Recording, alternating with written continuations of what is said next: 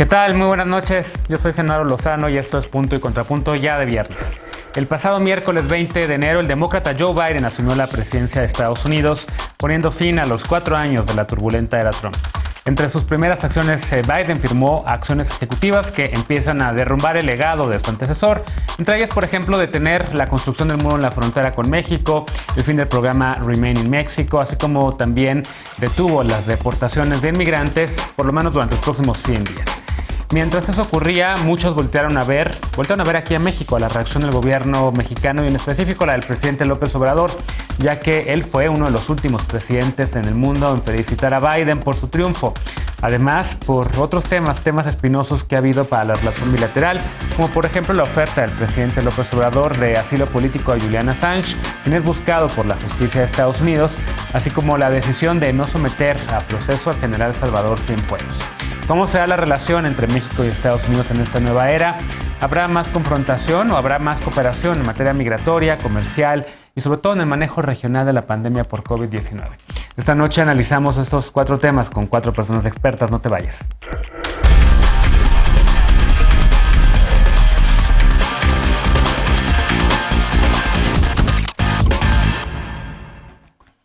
Según diversos analistas, a México le preocupa que el cambio de gobierno en Estados Unidos implique una renovación en el interés por intervenir en asuntos nacionales. El presidente López Obrador descartó esto y aseguró que el presidente Biden y él saben que habrá respeto mutuo, respeto a la soberanía, así lo dijo el presidente. ¿Cuáles son las posturas, coincidencias y diferencias de ambos gobiernos en asuntos migratorios, económicos y medioambientales? Veamos el contexto. La diferencia más grave que la administración del presidente López Obrador tuvo con la de Donald Trump fue cuando la amenaza de aranceles a los productos mexicanos. En mayo de 2019, Trump advirtió esta medida si nuestro país no frenaba las caravanas de migrantes provenientes de Centroamérica. Esta semana, el presidente López Obrador dijo que este fue el único momento difícil de su relación con Trump. Como en varias ocasiones, destacó su buena relación con el exmandatario y acotó que con Joe Biden no habrá problemas porque habrá respeto mutuo a la soberanía. También reconoció las primeras medidas de Biden que podrían beneficiar a millones de mexicanos. Dijo que su gobierno encuentra coincidencias en materia migratoria y reiteró su propuesta de un plan conjunto para destinar recursos que ayuden a frenar las caravanas de migrantes. También habló de las medidas anunciadas para reactivar la economía estadounidense y señaló que ayudan a México. Biden anunció un paquete por $1.9 billones que permitirán generar al menos 18 millones de empleos, así como mayor ayuda para quienes padecen esta crisis. Según analistas, esto redituará en beneficios a México mediante las remesas que el año pasado rebasaron los $40,000 millones, lo que el presidente López Obrador calificó como milagro social. En asuntos medioambientales, Biden busca lograr una revolución y liderar al mundo en el combate al cambio climático con energía limpia y 0 emisiones de gases de efecto invernadero. El gobierno mexicano ha impulsado los combustibles fósiles. El presidente López Obrador señaló que se revisarán los contratos otorgados a empresas de energía limpia, pues solo les interesa el lucro. Punto y contrapunto. Primer tema a debatir, a discutir esta noche, y hoy regresa a la mesa de Punto y Contrapunto Juan Ernesto Trejo. Ya lo conoces, maestro en Relaciones Internacionales por la Central European University. ¿Cómo estás, Juan? Hola, Genaro, muy buenas noches. Saludos al auditorio, saludos a los colegas que están esta noche en la mesa. Hoy también regresa Anaí Benítez, internacionalista y maestra en Gobierno y Políticas Públicas por la Universidad Panamericana. ¿Cómo estás? Hola, muy bien, muchas gracias. Espero que también estén muy bien. Un gusto verlos nuevamente. También regresa esta noche Antonio Michel, internacionalista y profesor en el ITAM. ¿Cómo estás? Hola, Genaro, qué gusto. Un saludo a todos. Y también nos acompaña nuevamente Aide Reyes, asesora legislativa, integrante del Consejo Mexicano de Asuntos Internacionales del COMEX. ¿Cómo estás? ¿Cómo estás, Genaro? Qué gusto saludar a todos y a Anaí también. Bueno, a ver, empiezo contigo, Antonio. ¿Cómo ves este cambio por supuesto, qué implica la llegada de Joe Biden a la presidencia de Estados Unidos? En algunos de los temas, son muchos temas, tenemos 3 bloques para concentrarnos en hablar en la relación bilateral, que creo que es lo que más importa. Hoy estamos grabando el programa un poco antes de las 6 de la tarde, entonces no sabemos el contenido de la conversación que tuvieron ya el presidente Biden y el presidente López Obrador y que anunció el canciller Marcelo Ebrard en Twitter. Esperemos que haya sido una conversación fructífera y que no haya habido contratiempos, pero ¿qué esperar de esta nueva era? Bueno, a mí me gustaría empezar con una referencia a su discurso en la toma de posesión, porque me parece que encapsula muchas de las cosas que vamos a ver en esta nueva era. Hizo un llamado a la unidad, a la fuerza que tiene Estados Unidos cuando no hay división social, cuando no hay polarización política y cuando tratan de gobernar con las instituciones y con un esfuerzo construido de mediano a largo plazo. Todo eso me gustó. Me encantó cuando hizo énfasis en la parte de decir yo voy a gobernar tanto para los que votaron por mí, votaron, a decir, no importa que haya habido diferencias, lo que queremos hacer ahorita es reconstruir el gobierno desde cero, reconstruir las instituciones, no tener un gobierno voluble, no ser tan impredecible, tratar de reparar el daño que se hizo y resarcir como lo lastimado que está el tejido social, ¿no? Y me parece importante tomando en cuenta lo que vimos previo a su toma de posesión, de la insurrección en el Capitolio, que se vea que hay mucha molestia aún en la sociedad, que hay muchas personas, en alto porcentaje estadounidenses, que todavía creen que las elecciones fueron robadas, que no fueron legítimas, etcétera. Entonces él tiene que demostrar que llegó para hacer un cambio y para reunir a los estadounidenses, o sea, hacer esa cohesión social. Y me parece que para México, si bien fue tal vez un poco atropellada la transición por estas decisiones que ya se mencionaban hace rato y esas acciones en las que no vamos a ahondar, yo creo que también va a ser bueno, porque ¿qué le conviene a México? Conviene un aliado, o sea, un socio que esté más, o sea, que tenga como una visión más democrática, más institucional, un diálogo más completo y en varios órdenes de gobierno, en varios niveles. Y en general, si Estados Unidos se recupera de esta crisis, tanto económica como política y este descontento social, a México le va a convenir. Y ya vamos a ver después los puntos importantes en la relación bilateral. Y ya para cerrar como un panorama de cómo le va a ir a Estados Unidos, vamos a ver que al comienzo va a estar enfocado en COVID, porque Biden trae esta consigna de decir voy a priorizar la salud de la gente. Y él sabe que gran parte de su triunfo se debió al descontento que hubo por el manejo de la crisis. Entonces tiene que mostrar eso, tiene el gran reto, los 100 millones de vacunas en 100 días, que va a ser una tarea titánica, pero es porque él sabe que la tarea primordial, y lo anunció en su campaña, es la salud. Vamos a ver el énfasis en todo lo que sea revertir lo que hizo, todos los esfuerzos para revertir lo que hizo Trump, y vamos a ver ese esfuerzo ahorita en estos días. Claro. ¿Cómo lo ves tú, Aide? ¿Coincides con lo que menciona Antonio? Evidentemente sí, la pandemia ha sido el tema con el que arranca este gobierno. En efecto, el fracaso de la administración Trump se convirtió en el triunfo de la administración, o del inicio de la administración más bien, de Biden. Claro, creo que inicia con el contraste, y ante un Trump tan grotesco, pues era muy fácil que cualquier acto de gentileza, señales de buena voluntad, una bandera blanca a todos estos simbolismos que fue atacando Trump día con día, migración, la parte también de todo este sectarismo que tuvo, y ser tan nefasto como fue Trump, porque no encontré otra palabra ahorita para expresarme que no era la que yo quería decir. Sí, evidentemente el tema de abordar la pandemia, de hecho en sus primeros 100 días, pues él dice 100 días y convoco a que 100 días usen cubrebocas, 100 millones de vacunas en 100 días, todas estas acciones ejecutivas que emprendió, 10 van orientadas al tema del combate a la pandemia. De hecho, en esta conversación que ya me parece que ya sostuvo con el presidente López Obrador, vi hace rato Twitter, ya había mencionado el presidente Andrés Manuel que hubo 3 temas que trataron: cooperación para el desarrollo, migración y el combate a la pandemia de COVID-19. En el tema de migración, que también por supuesto para nosotros como mexicanos es fundamental, es un eje, sobre todo por la parte del miedo, de tener las deportaciones durante los primeros 100 días, ¿no? Toda esta parte simbólica de tener las deportaciones en estos 100 días, obviamente con sus excepciones, pues da una tranquilidad. Sin embargo, yo, aunque creo que son muy buenas señales de querer abordar estos temas, sí no estoy tan optimista, aunque yo quisiera, en que va a prosperar, por ejemplo, sacar el tema de la reforma migratoria, ¿no?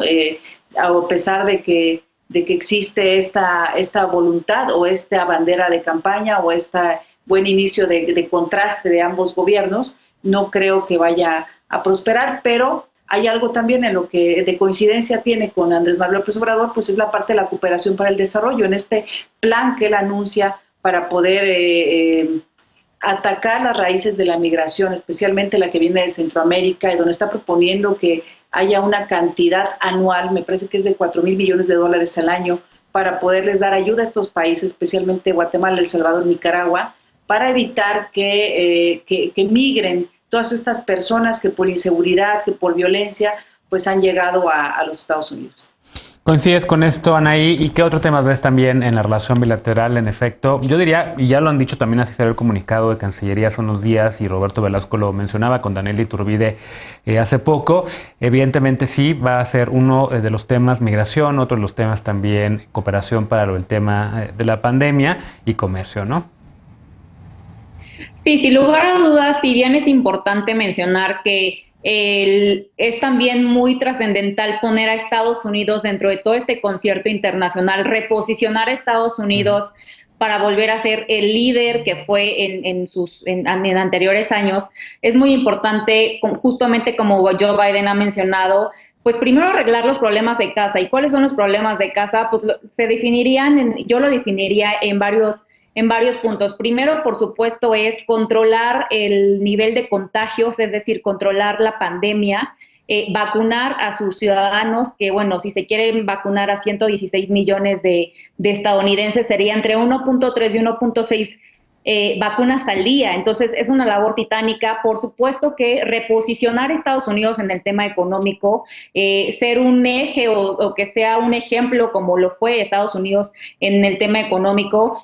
También creo que es importante mencionar la agenda verde en el sentido de, ya una vez controlado esto, ya una vez que Estados Unidos logra no limpiar, sino atender su casa, pues ahí sí ya podemos hablar justamente de un multilateralismo, de justo la reinserción de Estados Unidos al Acuerdo de París, de la cooperación entre la Organización Mundial de la Salud, de la cooperación de la Organización Mundial del Comercio, para después ya el punto importante a mencionar sería pues ya la agenda de los demócratas, la agenda de la defensa de la comunidad LGBT, la agenda migrante, que en este tema de la agenda migrante, sinceramente, me encantaría ser un poco más, pensar positivo. Y si bien aunque Estados Unidos, bueno, el presidente tenga en su Congreso la mayoría demócrata, en el Senado, pues con el voto decisivo de Kamala Harris, la verdad es que yo lo veo un poco difícil que se pueda lograr. Sinceramente, no creo que pueda tener, debe de haber mucho cabildeo adentro del Congreso de Estados Unidos, debe de acercarse a un Mitt Romney, por ejemplo, para que pueda tener el apoyo necesario, porque sí, no lo veo fácil, aunque bien es cierto que Obama también intentó y Obama tenía una mayoría republicana. No veo que este plan que esté tan atrevido y lo celebro sinceramente, pero que este plan que tenga tan atrevido pueda prosperar de una manera pues muy fácil. Claro. Mira, justo estaba viendo ahorita el tuit que puso el presidente López Obrador con una fotografía de la llamada que sostuvo Juan ya con el presidente Biden. Conversamos con el presidente Biden, fue amable y respetuoso. Tratamos asuntos relacionados con la migración, la COVID-19 y cooperación para el desarrollo y el bienestar. Todo indica que serán buenas las relaciones por el bien de nuestros pueblos y naciones. En la fotografía está, además del presidente, el canciller Ebrard, está también Alfonso Romo y está la que ha sido la persona traductora de los diferentes presidentes de México en los últimos años, a quien le mando un saludo porque también ella ve con regularidad este espacio y la conozco de hace tiempo. ¿Cómo ves, Juan? Pues me parece bastante atinado. Definitivamente se tiene que tratar el tema de COVID. Ya lo platicaremos en otro bloque, pero hoy por hoy es lo que Estados Unidos debe, como ya mencionaban, solucionar internamente, pero es lo que también se tiene que tratar a nivel regional, ¿no? Pues después de eso, el tema de migración, desde luego, ha sido, es y será el tema de la relación bilateral. Simplemente por temas de comercio, de diáspora, porque de él se derivan casi la gran mayoría. Ahora, sí hay que recordar que Biden prometió deshacer el programa Quédate en México, por ejemplo, para que los centroamericanos llevaran su proceso de refugio aquí en México y no en Estados Unidos.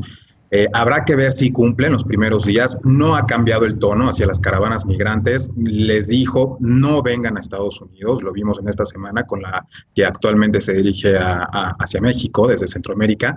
Aunque una vez en territorio estadounidense el trato sí sería distinto con atención médica, por ejemplo, ¿no? Parece ser que sí se va a vacunar a migrantes sin documentos en territorio estadounidense. Hay que recordarlo, Genaro, Biden no puede deshacer con una sola acción ejecutiva el trabajo y las más de cerca de 400 medidas migratorias impuestas durante los 4 años de Trump. Tanto va a ser chamba de él hacerlo, sí, es cierto, pero también va a ser parte del trabajo del Senado. Ni Bush ni Obama, con sus mayorías en Cámara, sacaron una reforma migratoria. Y la verdad es que Biden podría no ser la excepción a esa regla, ¿no?, que hemos estado viendo.